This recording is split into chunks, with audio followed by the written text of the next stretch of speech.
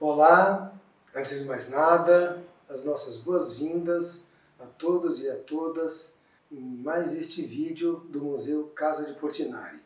Eu sou Júlio Moraes, conservador e restaurador de bens culturais móveis e integrados. Primeiramente, eu gostaria de comentar alguma coisa sobre o tema proposto pelo museu para esse vídeo, a conservação e o restauro de acervos. O que me pareceu mais interessante, em primeiro lugar, foi que o museu falou em acervos, e não em acervos museológicos necessariamente. Isso, além de demonstrar a visão bastante ampla que o museu tem do seu próprio papel como difusor e produtor de cultura e de conhecimento, ele vê também o seu papel não só como preservador do seu próprio acervo, daquele acervo que está sob seus cuidados, mas de acervos de forma geral, ou seja, do patrimônio que está disperso sob propriedade ou cuidados de qualquer entidade, qualquer pessoa. De fato, além dos acervos museológicos, ou seja, sob os cuidados dos museus, dessas instituições que nós chamamos de museus e similares, centros culturais, bibliotecas, arquivos e outros, né, existe também um imenso acervo sob os cuidados de outros tipos de instituições públicas e privadas. Nós temos não só aquilo que está diretamente afeito às secretarias de cultura, Ministério da Cultura, mas também a outras instâncias da administração pública. Toda a secretaria do governo tem acervos importantes sob a sua guarda. O próprio Palácio do Governo do Estado de São Paulo possui um esplêndido acervo que, aliás, cuida muito bem, com uma equipe muito competente. E outras instituições, né? As Forças Armadas, o Ministério da Justiça, enfim, todas as instâncias da administração pública possuem acervos sob seus cuidados. E também as instituições privadas, como corporações, bancos, lojas, empresas comerciais, escritórios, enfim, empresas de todos os tipos têm, e cada vez mais vão se conscientizando da sua importância na preservação desse acervo. Isso para não falar da Igreja Católica, por exemplo, que tem, que cuida, enfim, é responsável no seu todo de mais de 50% dos bens tombados do país.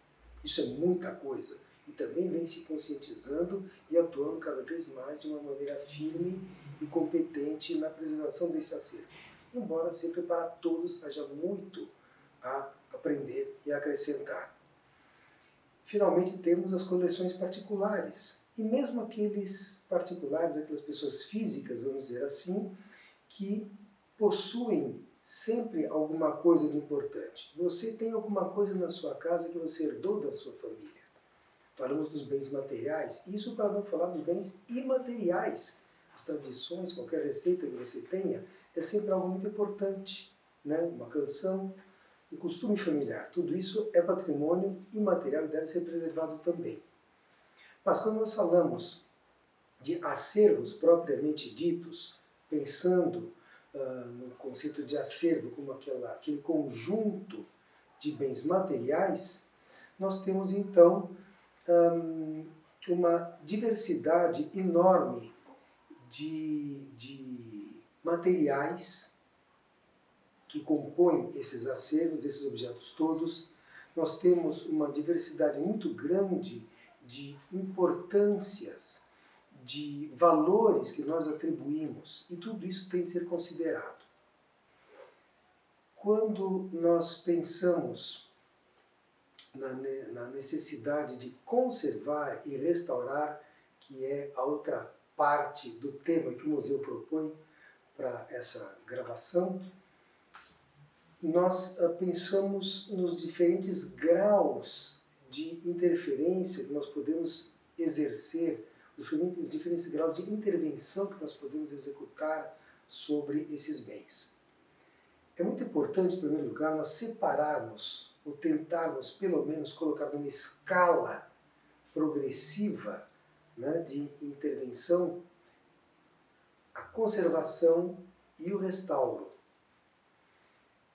O ideal, como sempre, é a gente pensar o mais possível na conservação. Há décadas que já se vem propondo no mundo inteiro a prioridade à conservação preventiva. Na verdade, esse nome é um pouco redundante, de vez que qualquer conservação será preventiva. Ela vai prevenir qualquer tipo de dano, qualquer tipo de deterioração, dentro do possível, é claro, uma vez que tudo, por definição, aos poucos vai se alterando, eventualmente deteriorando, mas a conservação sempre é preventiva. Para prever o quê? Exatamente para que se evite a necessidade da restauração. Isso desde já propõe uma política, né, de abordagem ou de cuidado com o patrimônio cultural, com o acervo que nós temos sob o nosso cuidado. O próprio nome que nós, conservadores, restauradores, resolvemos dar à nossa profissão, acrescentando a palavra conservador, hífen, restaurador, que já era o nome mais conhecido, define essa opção. O cuidado, enfim, a preservação, a intenção de se preservar esse patrimônio, esse acervo, então vamos pensar assim, que faz parte de um patrimônio maior do país, da humanidade.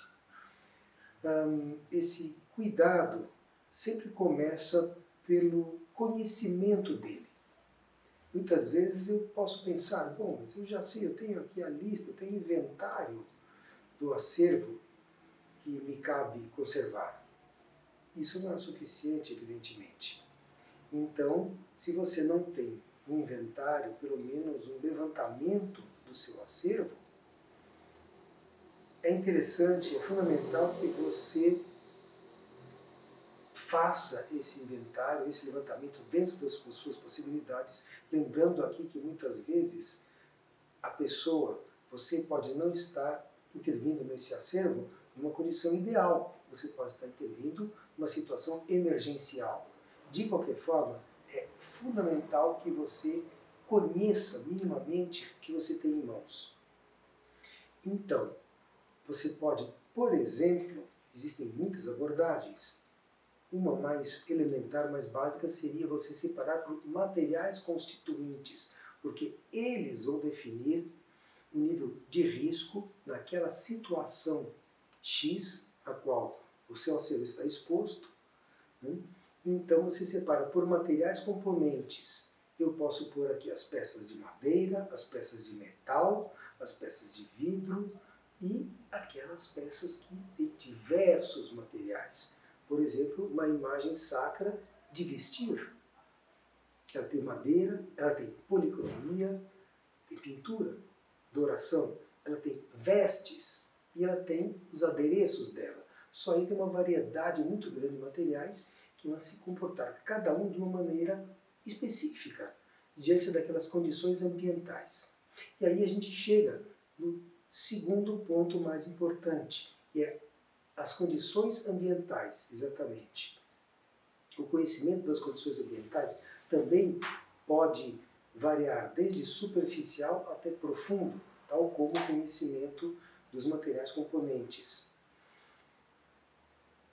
Mas eu posso, mesmo numa situação de precariedade, que é a realidade de muita gente, eu posso conhecer minimamente, ter um conhecimento básico do comportamento do ambiente. O ambiente aí não inclui somente as condições climatológicas, inclui também a exposição à intervenção humana, à interferência humana, proposital ou involuntária.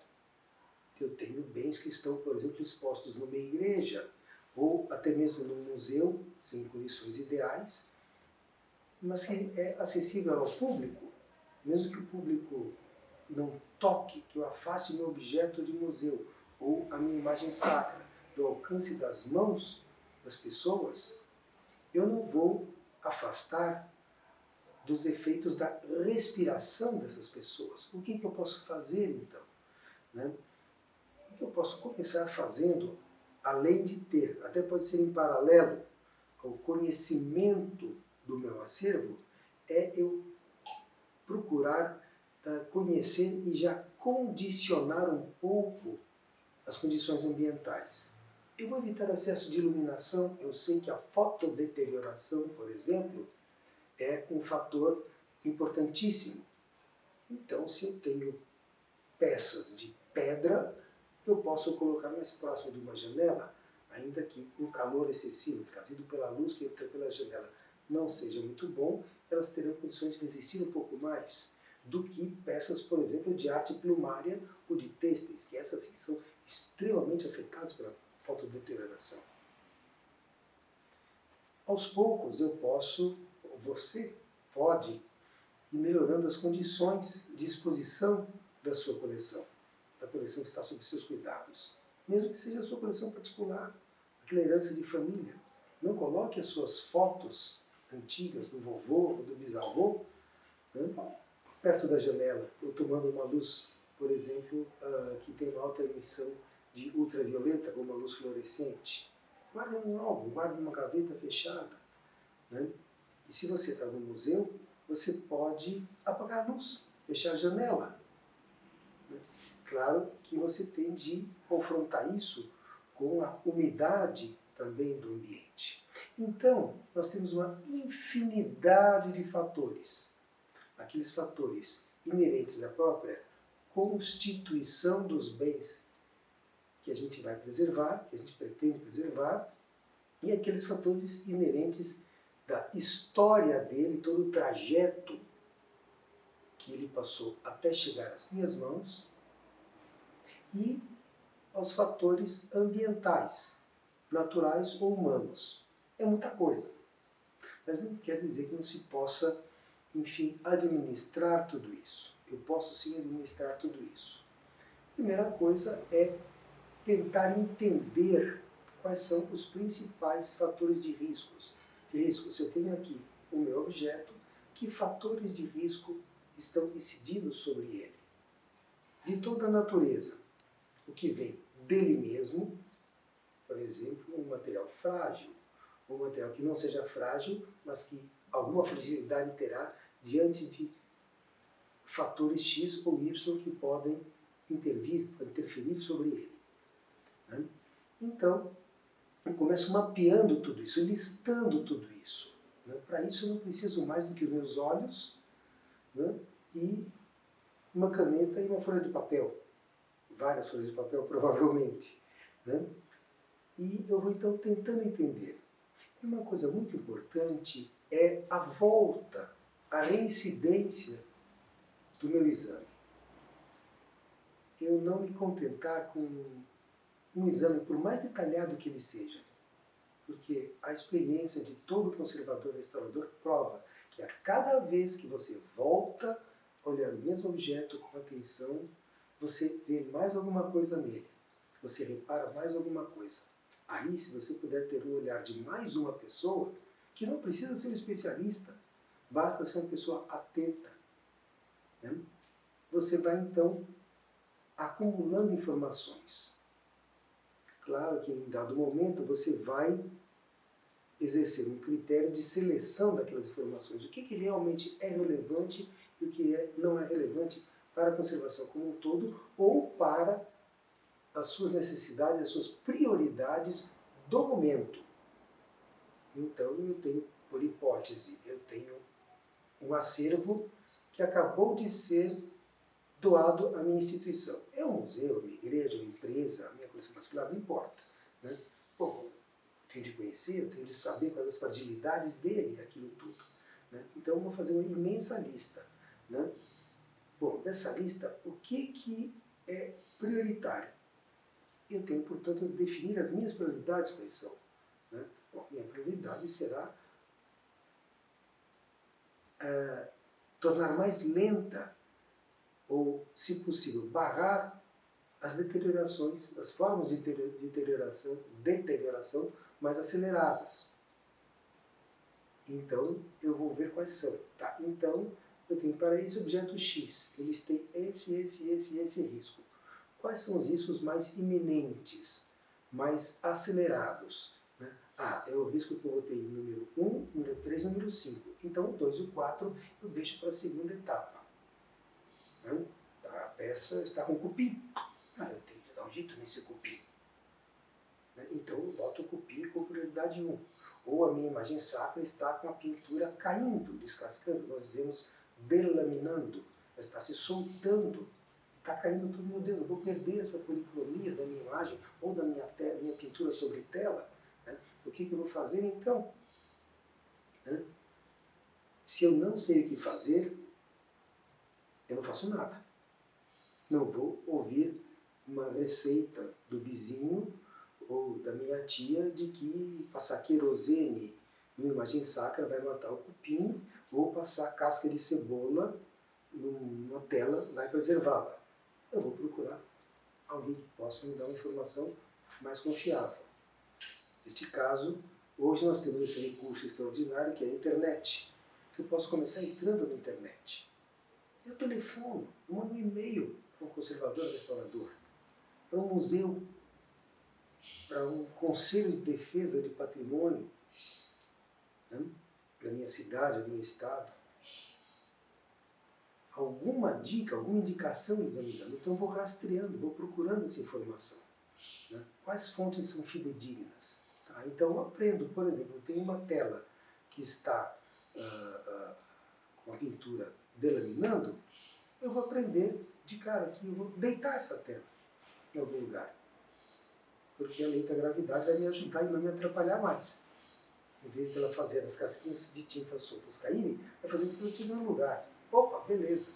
Virei feitiço contra feiticeiro. Deitei a tela. Isso é um exemplo entre milhares de possibilidades. Né? Depois, então, eu posso realmente procurar alguém. Se eu não tenho recursos, eu não posso pagar um profissional, ele tem de viver, não pode vir de graça, né? Eu posso pelo menos me aconselhar com ele. É difícil um conservador restaurador que não vai querer te dizer, não, eu vou negar a informação, não vou te dizer o que fazer, tem que me pagar. Não, então procura outro, esse cara é um chato. Né? Vou procurar outro que vai sim me dar informação. Né? Olha, você faça assim, você faça assado. Né? Você tire da luz, você tire uma fonte de umidade. Né? Então, eu já terei me dado condições, né, de passar para uma segunda etapa. Tá, eu chamei um cara, consultei um especialista, um pesquisador, por exemplo, do Instituto de Pesquisas Tecnológicas, que me disse, olha, não vá chamar uma detetizadora qualquer para jogar DDT ou qualquer outro veneno na tua imagem. Proceda assim, proceda assado. Né? Não vou eu me meter a fazer um expurgo com gás, porque eu posso me intoxicar com isso. Né? Mas, enfim, alguma orientação eu terei tido para aquele caso específico. Né? Lembrando que não existem receitas gerais para tudo. Né? Muito mal comparando, um médico não tem um remédio que sirva para qualquer coisa. Não existe um remédio milagroso que serve para tudo, senão não precisava ter mais nenhum, bastava aquele. Não é? Assim é também com as soluções tanto emergenciais como mais definitivas, sempre entre aspas esse definitivo, para leis culturais. Um cozinheiro não tem uma receita que resolva todos os problemas, né, um tempero que resolva todos os problemas de todas as receitas dele. Né? E a mesma coisa sempre, então, você tem sempre uma variedade e você aí pode usar uma coisa que as pessoas muitas vezes não confiam, que é no seu próprio bom senso. Confie no seu bom senso, confie na sua percepção. Né? E qualquer coisa, chama uma pessoa de tua confiança para opinar também. Por mais que você tenha falta de condições. A partir daí você pode partir para conseguir, para providenciar melhores condições. Eu estou imaginando uma situação, um trajeto, claro que existem muitos outros, né? Mas eu estou pensando aqui, tentando ter em mente o que eu mais tenho visto nesses 42 anos trabalhando nessa profissão. Pessoas que se deparam com acervos, entram em desespero, né, percebem o valor daquilo, né, e não sabem para que lado correr, né? E não tem recursos. Mas aí você pode partir para a obtenção de recursos. Aí você pode procurar pessoas, isso não é exatamente o conservador, o restaurador, que vai te dizer o melhor caminho, né? Existem profissionais disso, profissionais na captação de recursos, profissionais que viabilizam projetos culturais, que vão dizer como fazer. Se você não tem condições, você não é um conservador restaurador, não é um museólogo, ou é um museólogo, mas não tem condições de fazer um projeto de restauro ou de conservação específico, ou é um conservador restaurador, mas não sabe qual o enfoque museológico a dar, o que será atribuído àquela peça, né? Então você pode sempre procurar esse profissional que vai saber quais outros profissionais podem colaborar. Um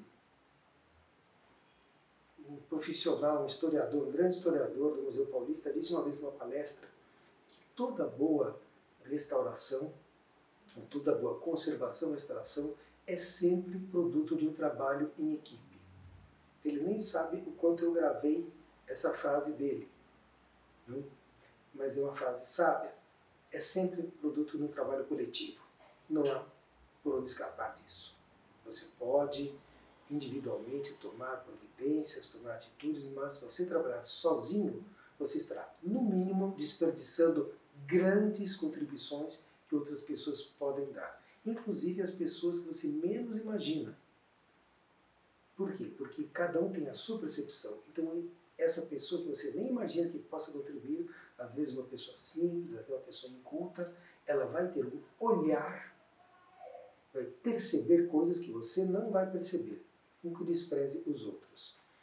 Muito bem. Vamos tentar imaginar aqui que você então está numa instituição, ou você particularmente tem condições um pouco melhores, né, de prover o que seja necessário. Você então irá definir uma política, uma metodologia, vamos dizer assim, de abordagem do seu acervo. Você irá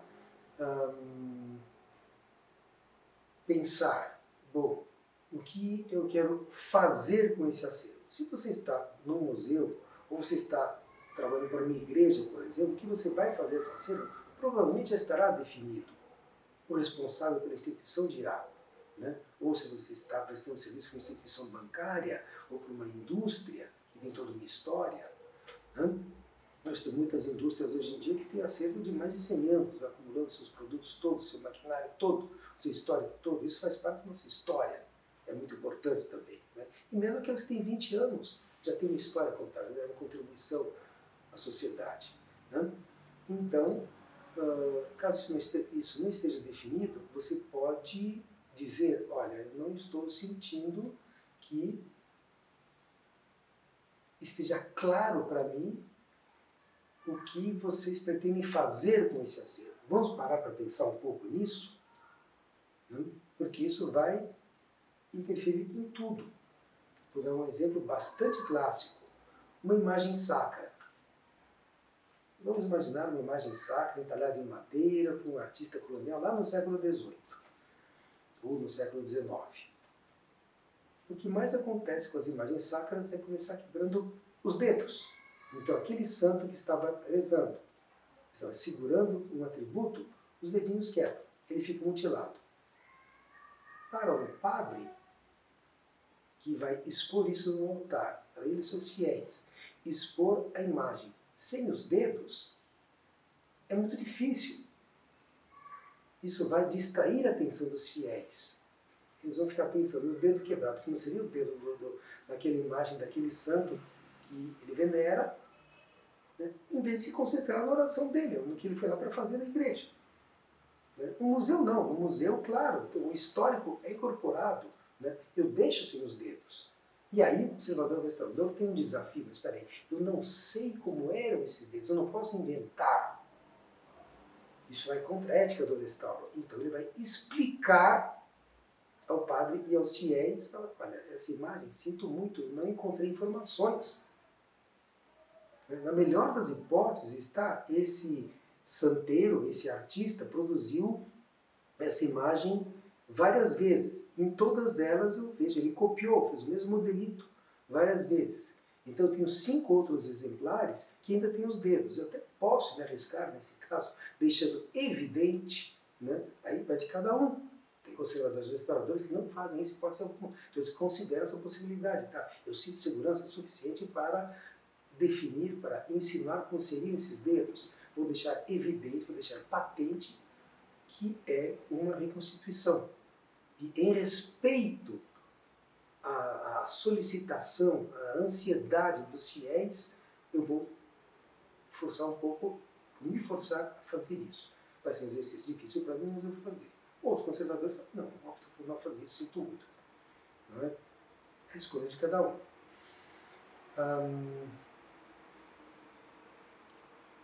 Voltando à questão enfim, dessa metodologia toda, dessa abordagem geral. Né? Eu vou construir essa metodologia tendo em vista, de um lado, aqueles fatores que eu já falei. A minha peça, com seus valores intrínsecos, os materiais de que ela é feita, os fatores ambientais de todo tipo que interferem, e agora eu vou ter também a intenção de uso.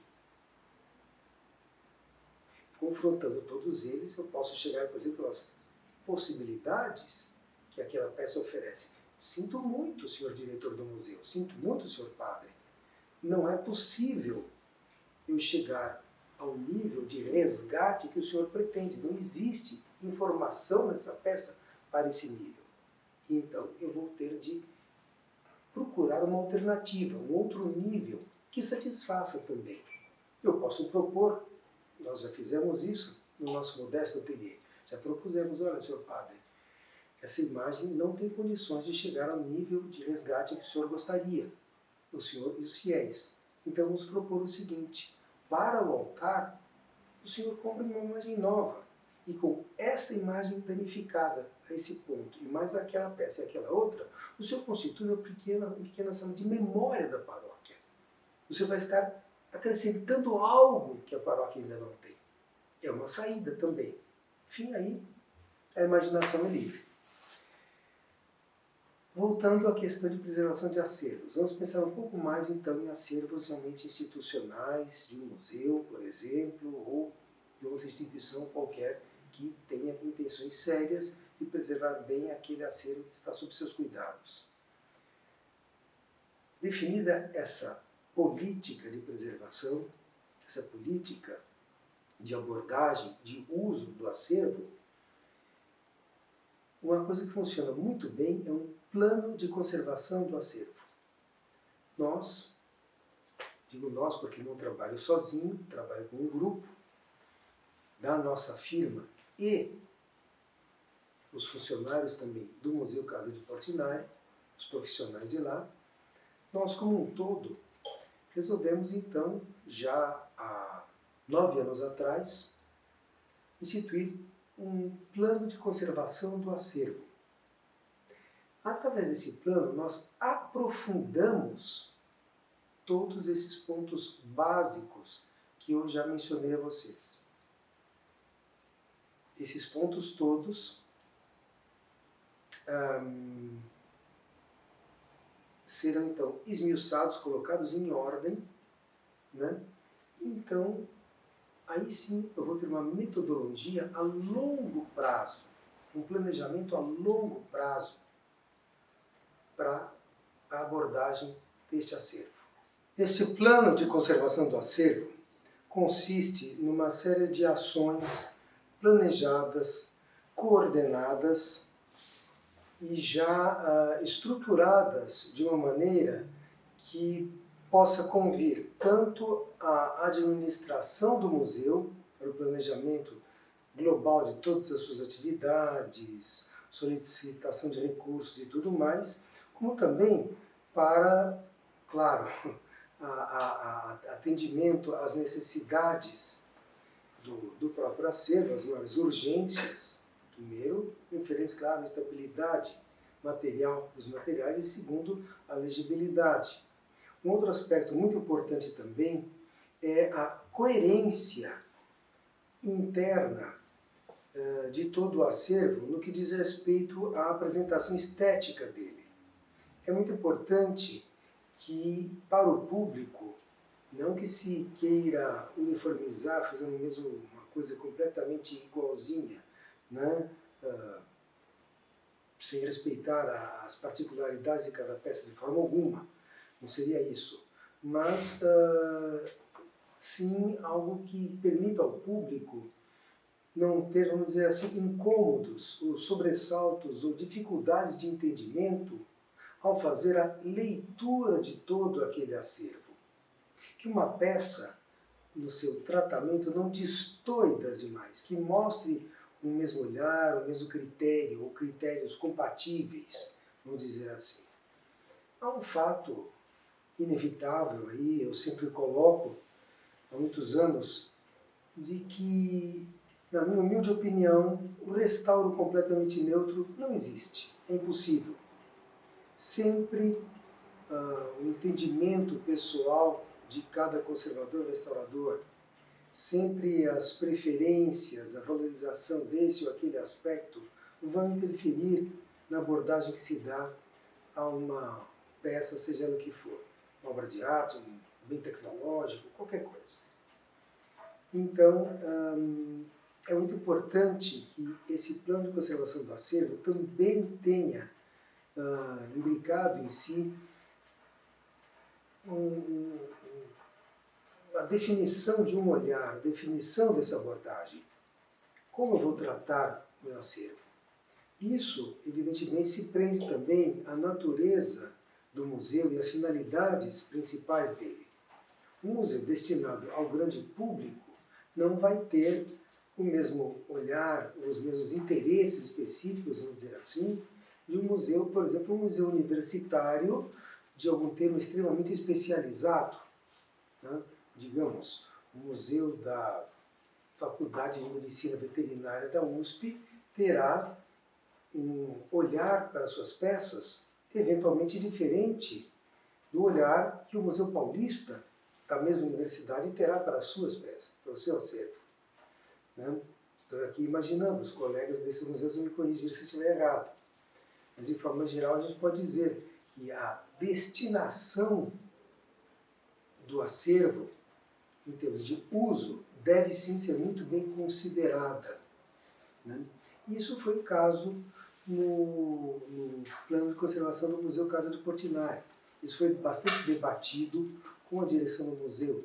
Até entendo porque o museu nos convocou. Na época já tínhamos mais de 20 anos de convívio com aquele acervo e com o trabalho do museu.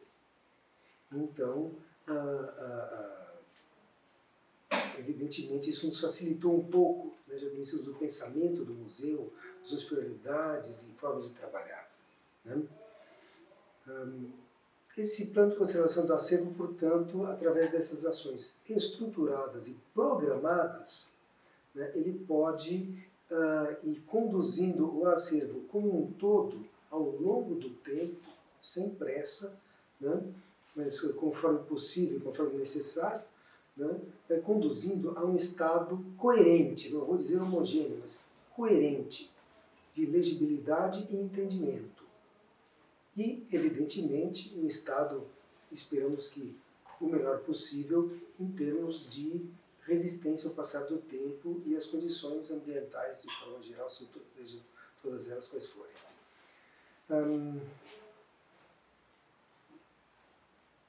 Eu insisto que o plano de conservação do acervo é uma ferramenta extremamente importante para qualquer instituição, até pessoa física, que tenha um acervo. Não importa o tamanho dele ou a natureza dele. Você, dispondo dessa ferramenta, você pode programar as suas ações, você pode prever tudo o que vai acontecer. inclusive deixando uma margem para a imprevisibilidade, os acidentes, as suas próprias falhas de avaliação. Como que se constrói tudo isso? Repetindo de uma forma ampliada e aprofundada aquela metodologia que eu descrevi agora há pouco de uma maneira bastante simplificada. Ampliando-se e aprofundando-se o conhecimento da história, da estrutura, da natureza material de cada elemento do acervo. Aprofundando-se o conhecimento do meio ambiente, tanto estático, digamos assim, do prédio, ou da região, como é o clima e aquilo tudo, né, como dinâmico. A partir do momento que entra um grupo de visitantes no museu, o que acontece com esse ambiente? A partir do momento que entram turistas, por exemplo. Né? Eu adoro ser turista. E confesso que eu, trabalhando há tantas décadas nesse ramo, muitas vezes tenho de me conter para não correr o risco de prejudicar nada em algum museu que visito. Então, vocês imaginem uma pessoa que não tem nenhuma informação sobre isso. Aí nós entramos num papel que o restaurador também tende a assumir, que é o do educador, o do divulgador do que seja conservação, do que seja preservação, para além daquilo que o próprio museu sempre faz naturalmente através das suas atividades. Então, se um restaurador vai trabalhar particularmente em ambientes que não sejam museológicos, peguemos de novo o velho e bom exemplo da igreja, da paróquia de algum lugar desse país. Né? Então, o conservador, perdão, terá de discutir com a comunidade para saber quais são as suas preferências, as suas expectativas. Não que ele deva se curvar completamente a isso, senão ele não estará colaborando em nada. A colaboração dele será ouvir essas pessoas e procurar esclarecer essas pessoas sobre as possibilidades, o que realmente é possível e o que realmente é cabível dentro do respeito, dentro da ética em que se deve trabalhar o patrimônio cultural. Essa ética, evidentemente, não é uma coisa muito divulgada ao público em geral, vamos dizer assim, mas, por outro lado, ela existe, ela é muito sólida e ela é estabelecida ao longo já de alguns séculos de evolução desse pensamento, desse olhar, de toda uma filosofia que existe sobre o patrimônio cultural. Essa ética, no entanto, não é hermética, não procurando fazer um trocadilho horrível, mas não é uma ética hermética. Pelo contrário, ela é acessível sim às pessoas. É uma questão de bom senso. Muitas vezes, chegando a uma cidade do interior, a comunidade, junto com o padre, naquela reunião que a gente sempre realiza, me pergunta: mas seu Júlio, quer dizer que quando o senhor restaurar nossa igreja, ela vai ficar igualzinha ao que ela era no seu primeiro momento de vida? Isso não existe. Você não pode negar a passagem do tempo. Você não pode negar a ação humana e todas as outras ações e interferências que ocorrem. Eu sempre digo nesses casos para a comunidade: olha, se for para fazer assim, dessa maneira tão radical, então vamos demolir a Basílica de São Pedro no Vaticano, porque ela não é original. Essa palavra horrível, perigosíssima, que é a palavra original. A original Basílica de Constantino está enterrada lá embaixo. Então, vamos eliminá-la. É isso? Não vamos fazer isso naturalmente. Nós vamos, isso sim, é procurar incorporar todos os valores que o tempo, que o uso, o convívio das pessoas acrescentou àquele elemento. Vamos sim expurgar aquilo que prejudique de alguma maneira, que instabilize do ponto de vista físico, químico, biológico, né? Vamos eliminar intervenções espúrias que atrapalhem a leitura. No entanto, podemos manter, sim, alguns acréscimos que foram feitos com alguma intenção de melhorar, de enriquecer. Eu sempre costumo dizer que, particularmente numa igreja antiga, para continuar com esse exemplo, nunca alguém faz algo de má intenção, não com má intenção, de má vontade. Normalmente é feito com muito boa vontade, com a melhor das intenções, mas com a melhor das intenções também se cometem erros horríveis. Não? Então, é necessário avaliar e definir uma filosofia de abordagem daquele objeto ou daquele acervo composto de vários objetos. Seja para a igreja, seja para o museu, seja para a coleção particular, coleção institucional, seja o que for. Você tem de ter em vista então, muitos fatores. Aí isso não é uma discussão somente para conservadores e restauradores. O museólogo tem de estar junto. Né? O crítico de arte, o historiador da arte devem estar juntos. Né? Outros usuários também devem estar. Voltando ao exemplo, por exemplo, do museu universitário. Os professores da universidade devem estar juntos. Os alunos. Né? Claro que você não pode transformar isso em uma assembleia, senão você corre o risco de protelar esse debate indefinidamente. Mas um debate, algum nível de debate sempre é necessário haver.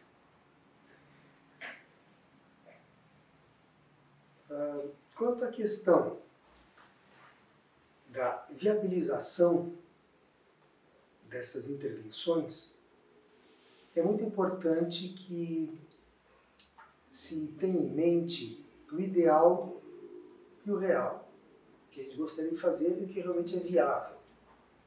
Como eu costumo dizer, o ótimo é inimigo do bom. Eu já vi muito monumento até, muitos bens de todos os tamanhos e tipos se perderem, e não podemos fazer uma coisa limitada. Vamos fazer esse objeto, esse monumento merece mais do que isso. Sim, merece. Mas e se eu não tenho isso? Eu vou deixar de fazer? Então você já embute no seu plano de conservação do acervo as suas possibilidades reais. Se for o caso, bom, eu tenho um grande número de peças requerendo intervenção e a minha verba não dá para fazer uma intervenção completa em todas elas. Então vamos priorizar e vamos estabelecer um nível mínimo de socorro que cada uma dessas peças exige. Quando eu fiz o meu primeiro curso de restauro, há muitos anos, mais de 40 anos atrás, eu visitei um museu no México, onde eu fazia esse curso. Um imenso museu, o Museu do Vice-Reinado, uma cidade próxima à capital, e achei muito interessante na ocasião, me chamou a atenção, era um novato, me chamou a atenção porque eles não estão restaurando completamente cada uma dessas peças. Um museu gigantesco, estava fechado, e ainda recolhendo peças, estão sendo socorridas, tiradas em petição de miséria em vários lugares do país. O que os restauradores, né, quando se fala conservador e restaurador ainda, que os hoje conservadores e restauradores mexicanos faziam era estabilizar as obras. Vai parar de deteriorar, limpei, está minimamente inteligível, tchau, vai para a parede. Ninguém fazia sequer a reintegração cromática, ficava com um buraco visível ali. Tampado, o quadro, por exemplo, ficava com um buraco perceptível, tampado com uma reentelagem que foi colocada por trás da tela original e ia para a parede. Matava-se o cupim, matava-se os fungos e pronto, tchau. Voltei lá 30 anos depois e aí sim estavam restaurando novamente aquele mesmo acervo. Os conservadores e restauradores do Museu Mexicano então estavam pegando aquelas peças e aí sim passando para um nível mais aperfeiçoado. Depois de terem conseguido salvar uma imensa quantidade de obras de arte, no caso. Então, claro, que eu estou falando de uma escala muito ampliada. Era um museu imenso, de nível nacional, um acervo que raramente se encontra algo daquele tamanho. Né? Mas isso também funciona em níveis muito menores. Né? Na sua pequena coleção particular, vamos supor, de fotografias ou de lembranças de família, você pode fazer isso, deve fazer isso. Olha, eu não tenho como mandar restaurar a fotografia da vovó, mas eu vou consultar alguém que vai me dizer como acondicionar isso para que conserve essa e mais todas as outras fotos que estão nesse sistema de acondicionamento, né, para que quando eu tiver dinheiro eu possa, aí sim, chamar o restaurador de fotos e mandar restaurar essa foto. Então é uma coisa mais ou menos lógica, não tem nenhum grande segredo, né? É questão de você trabalhar com prioridades, em termos de tempo, em termos de qualidade. O plano de conservação do acervo trouxe grandes benefícios ao Museu Casa de Portinari.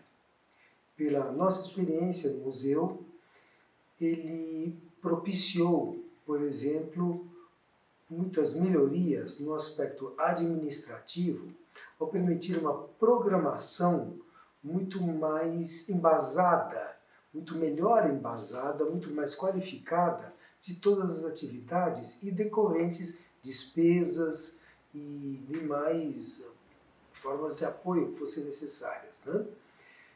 Também permitiu, do ponto de vista técnico, o melhor planejamento das atividades da equipe e a própria melhoria, uma notável melhoria da própria conservação em si do acervo. O acervo mostra-se muito mais bem cuidado atualmente, apesar de sempre ter sido objeto de muitos cuidados, está cada vez melhor a atenção ao próprio acervo, porque já se conhece a essas alturas, com o acúmulo de vários anos de experiência na execução desse plano de conservação do acervo, já se conhece o comportamento de tudo que está implicado na conservação do próprio acervo, na boa apresentação dele. Então sabe-se qual vitrine tem, por exemplo, alguma deficiência que permite entrada de poeira, e essa deficiência pode ser corrigida em havendo recursos. Em não havendo, por exemplo, então pode-se providenciar com maior antecedência, melhor conhecimento, a limpeza interna da vitrine e do seu conteúdo. E por aí vai. Vários aspectos da qualificação do equipamento também foram muito beneficiados. Por exemplo, algumas vitrines receberam prioridade para a climatização e receberam, então, foram dotadas de equipamento de climatização, controle da umidade relativa e da temperatura. Outras vitrines não requereram isso. Os ambientes também foram muito melhor conhecidos. Então sabe-se quais ambientes devem ter as janelas fechadas, quais devem ter abertas e em quais as janelas podem ser mantidas abertas até um certo horário e fechadas em seguida. Dessa forma se otimizou, né, todo o conjunto de condições para a exposição da coleção, que evidentemente reflete na sua melhor conservação. Um outro aspecto importante também é a melhor qualificação da própria equipe do museu. Curiosamente, nós, fornecedores externos de serviços de conservação e restauração, estamos podendo ir com menor frequência ao museu. Por quê? Porque a própria equipe do museu está sabendo detectar com antecedência, fazendo uma espécie de diagnóstico precoce de qualquer problema que haja com o acervo. Portanto, eles já são conhecedores através da convivência conosco, através de palestras, aulas que o próprio Plano de Conservação do Acervo produziu. Eles já conhecem as formas de monitoramento e conhecem as características de cada peça do acervo que permanece em exposição. Então eles já sabem como examinar. E já por diversas vezes eles nos alertaram de problemas que estavam observando lá. Isso permitiu então uma intervenção também precoce que barrou, que neutralizou problemas que estavam acontecendo. Dessa forma, pela experiência do museu, me parece que não há o que duvidar quanto à necessidade de uma racionalização que há de ser embasada numa racionalização dos serviços, da estruturação de uma grade de serviços de acompanhamento, monitoramento e aquilo tudo, né, que há de ser embasada sempre num aprofundamento do conhecimento das características e comportamentos materiais de cada peça do acervo. Isso foi produto de um trabalho integrado entre nós, conservadores e restauradores, e outros profissionais, principalmente da própria equipe do museu. Estiveram presentes engenheiros, arquitetos também, em tais momentos, estiveram presentes até jardineiros do museu, participaram disso, né? Fomos consultando, entendendo certas coisas como funcionavam, né? E, enfim, uma série de outras pessoas que estão presentes em maior ou menor frequência dentro do museu. Depois dessa experiência toda, então, nós vamos cada vez mais, é possível cada vez mais se aprimorar os serviços do museu e, naturalmente, o benefício ao acervo, em todos os aspectos que o envolvem. Finalmente, gostaria de falar alguma coisa sobre as intervenções de restauração propriamente ditas,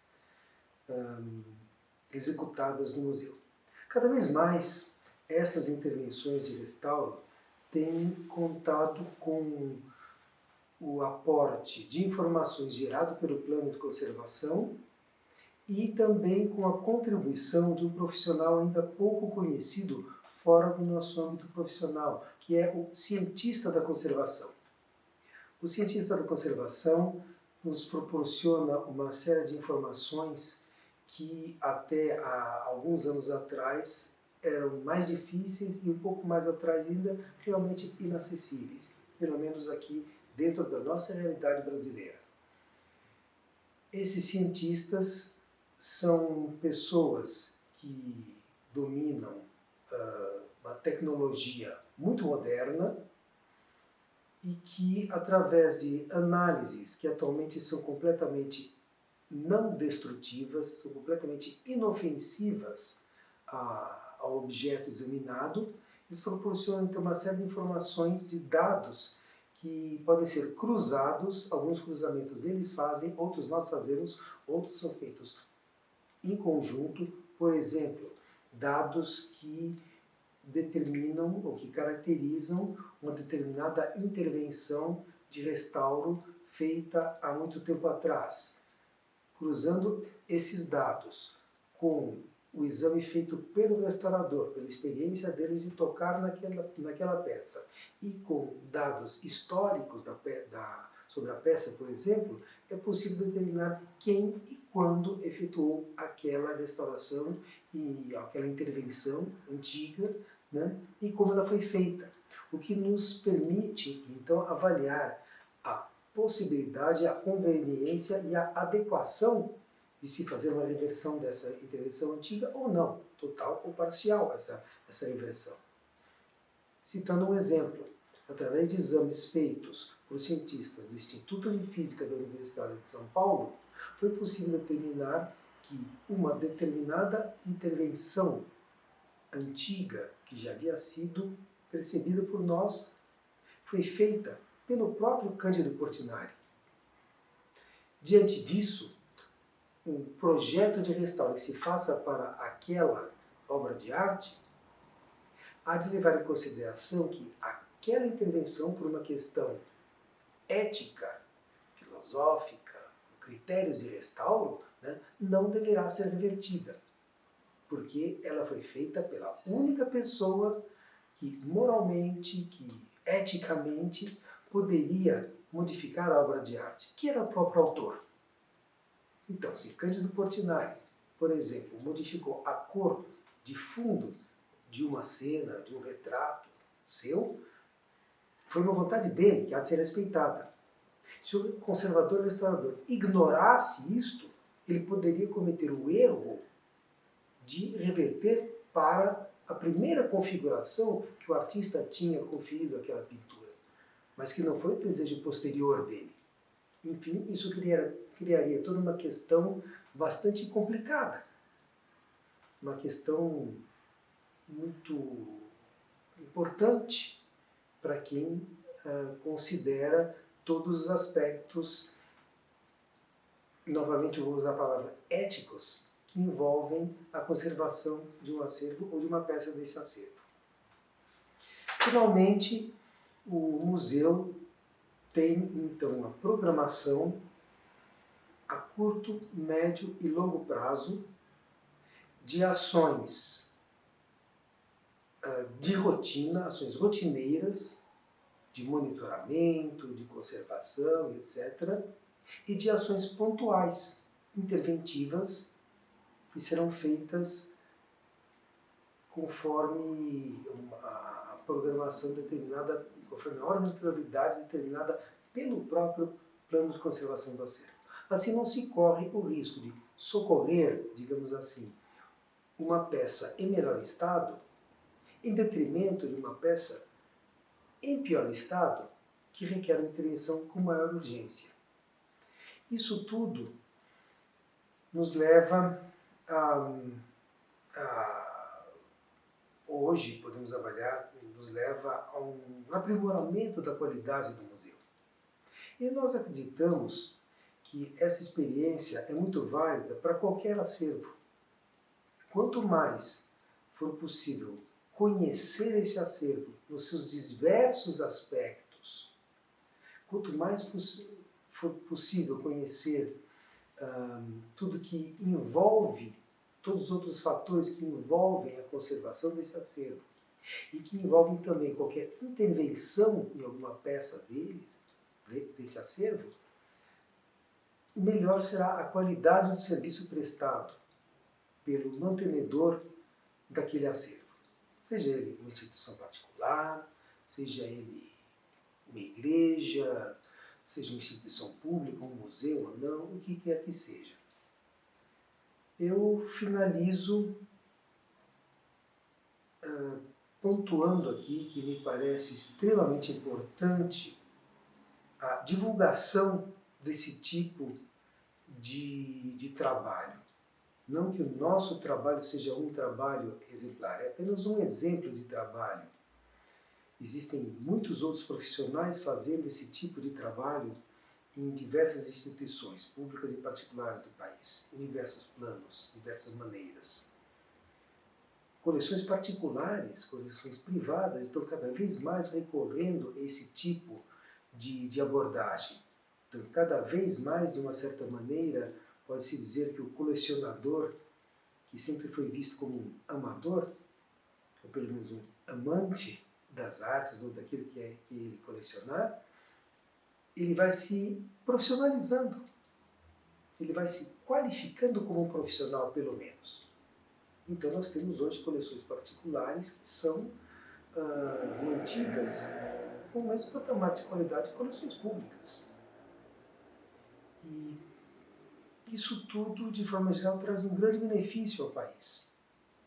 Direta e indiretamente, essas coleções particulares estão cada vez mais sendo abertas ao público, lentamente, porém seguindo um caminho que já foi traçado por outros países, que têm uma experiência mais longa e mais antiga do que o nosso nesse sentido. É muito comum, se você vai à Inglaterra, se você vai aos Estados Unidos ou outros países, você vê coleções privadas que são, por exemplo, em dado momento cedidas a museus, em empréstimo ou até em doação às vezes. Isso traz uma conscientização do próprio colecionador e uma conscientização do público, que muitas vezes se cotiza e contribui financeiramente para que o museu possa adquirir uma peça para o seu acervo. Então, há todo um efeito que se retroalimenta, uma série de efeitos que se retroalimentam em muitos aspectos. O Museu Casa Portinari tem, por exemplo, um trabalho muito importante, muito bom de divulgação para o público do que é esse trabalho de conservação de restauro.